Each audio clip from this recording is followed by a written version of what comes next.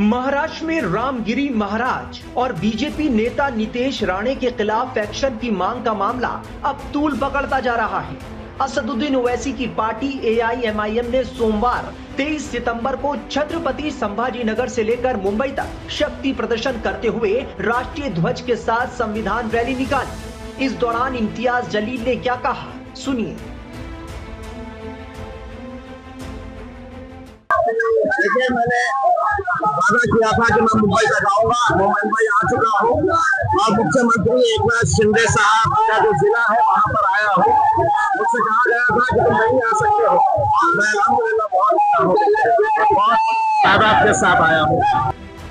AIMIM के चलो मुंबई अभियान में पूरे महाराष्ट्र से पार्टी के नेता और समर्थक मुंबई पहुंचे थे।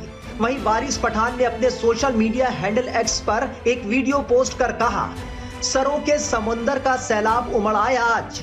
मुंबई में अपने हुजूर मोहम्मद मुस्तफा सल्लल्लाहु अलैहि वसल्लम की मोहब्बत में छत्रपति संभाजीनगर के पूर्व सांसद इम्तियाज जलील और पार्टी नेता वारिस पठान की अगुवाई में ये यात्रा निकाली गई थी। इस रैली में लोगों की काफी भीड़ जुटी, जिस वजह से मुंबई के कई इलाकों में जाम देखने को मिला। पिछले 11 सितंबर को इम्तियाज जलील ने 23 सितंबर को चलो मुंबई अभियान का ऐलान किया था। सुनिए उस दौरान उन्होंने क्या कुछ कहा था।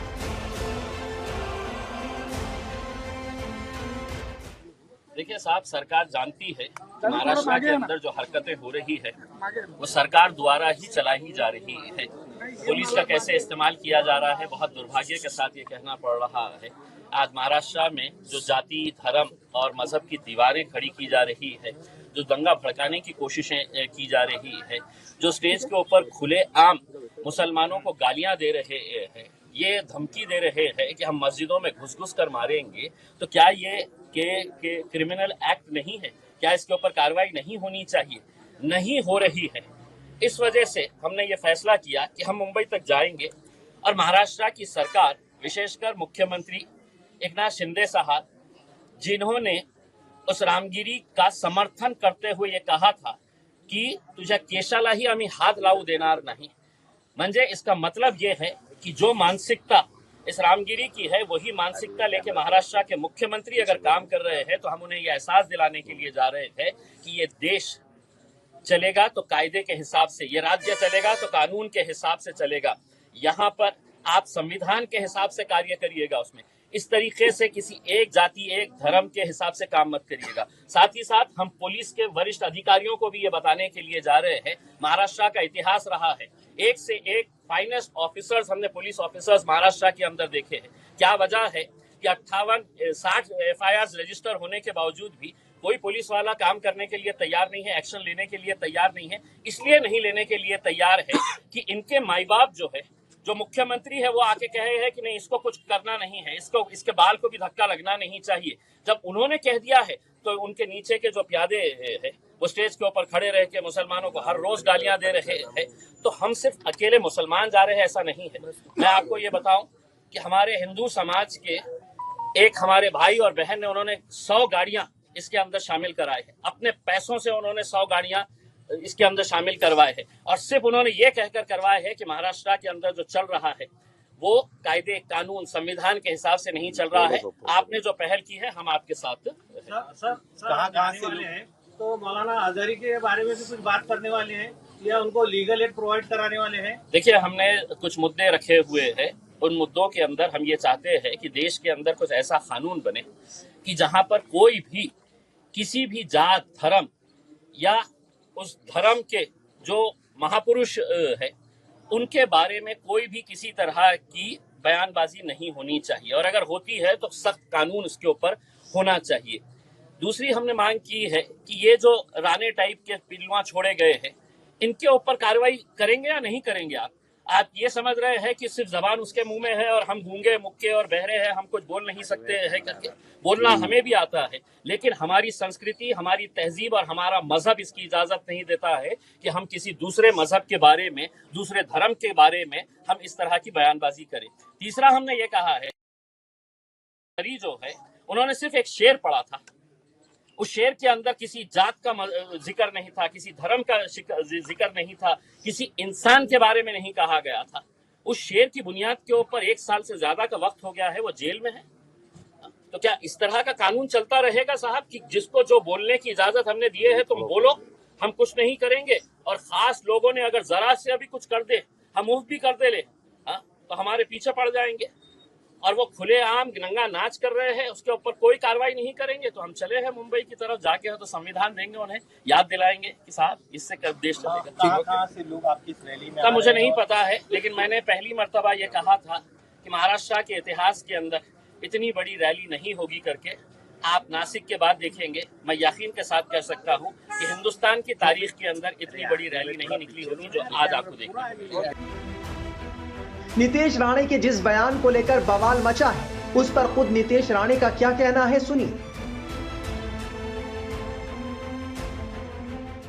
हमको ये स्टेटमेंट क्यों देनी पड़ी, इस बारे में थोड़ा सोचना चाहिए, थोड़ी मालूमात लेनी चाहिए। जब से हमारे महंत रामगिरी महाराज जी ने एक स्टेटमेंट दी है, उसके बाद जो जो व्यक्ति ने उस स्टेटमेंट का समर्थन किया है, जो जो व्यक्ति ने उनके स्टेटमेंट का व्हाट्सएप स्टेटस रखा है, उनके घर पे जाके उनको मार डालने की धमकी दी जा रही है। पूना में पिछले हफ्ते पूना जिलाधिकारी कलेक्टर ऑफिस के बाहर एक मोर्चा निकाला गया, और इस वो मोर्चे में रामगिरी महाराज जी को धमकाया गया और सर तन से जुदा इस तरीके की घोषणाएं दी गई। तो मतलब हमारे महाराष्ट्र का हिंदू समाज जो जो रामगिरी महाराज को समर्थन करेगा, उसको आप मार डालोगे क्या, उसका सर तन से जुदा करोगे क्या? डॉक्टर बाबा साहब अम्बेडकर जी के संविधान के माध्यम से जो कुछ सजा अभी एफआईआर रामगिरी महाराज जी के ऊपर भी हुई है, जो सजा उनको एफआईआर के माध्यम से होगी, वो केस इन्वेस्टिगेशन होगा, स्टेटमेंट देखा जाएगा, उसके बाद होगा ना। मगर ये मार डालने की जो कि धमकियां दी जा रही है हिंदू समाज के अलग अलग लोगों को, हमारे देश में, हमारे महाराष्ट्र में शरिया कायदा अभी तक लाया गया नहीं है। तो इसलिए अगर आप हमको सर तन से जुदा की घोषणाएं देंगे, तो हम किसी पार्टी के आमदार होने के पहले, किसी पार्टी के कार्यकर्ता होने के पहले, हम भी एक हिंदू है, और हम भी उसी तरीके का एक्शन टू रिएक्शन देंगे। उसी तरीके, वही तरीके का संदेश कल हमने हमारे मोर्चा और हमारे सभा के माध्यम से दिया है। आपका गब्बर वाला स्टेटमेंट भी आया हो, क्योंकि महाराष्ट्र में रहने वाला जो हिंदू समाज, उसको जो अलग अलग तरीके से डराया जा रहा है, उस परिस्थिति को देखते हुए हमारे हिंदू समाज भी किसी से डरता नहीं। हम भी हिंदू समाज के साथ में हैं। हमारे तरफ कोई गलत नजर से देखेगा तो हम भी चुप बैठेंगे नहीं, और उसी को नजर में रखते हुए मैंने वो गब्बर का स्टेटमेंट मैंने दिया। एआईएमआईएम नेता इम्तियाज जलील ने पूर्व केंद्रीय मंत्री नारायण राणे के बेटे और बीजेपी नेता नीतीश राणे के खिलाफ कार्रवाई की मांग की है। इसके अलावा हिंदू संत रामगिरी महाराज के खिलाफ भी कार्रवाई की मांग की गई है। एआईएमआईएम का कहना है कि महाराष्ट्र के मुख्यमंत्री और डीजीपी मामले का संज्ञान लेकर तत्काल उचित कार्रवाई करें, संविधान का पालन करें। सितंबर की शुरुआत में अहमदनगर में रामगिरी महाराज के समर्थन में मोर्चा निकाला गया था। इस मोर्चे के बाद एक सभा का आयोजन किया गया, जिसमें बीजेपी विधायक नीतीश राणे शामिल हुए थे। इस सभा के दौरान राणे ने कहा था कि ज्यादा नहीं, सिर्फ 24 घंटे के लिए पुलिस कर्मियों को छुट्टी दे दी जाए। इसके बाद हम अपनी ताकत दिखा देंगे, हम उन्हें ये एहसास दिला देंगे कि हम में कितना दम है। फिलहाल इस पूरे मामले से महाराष्ट्र की सियासत गरमाई हुई है और एआईएमआईएम इस मामले को मुद्दा बनाए हुए है।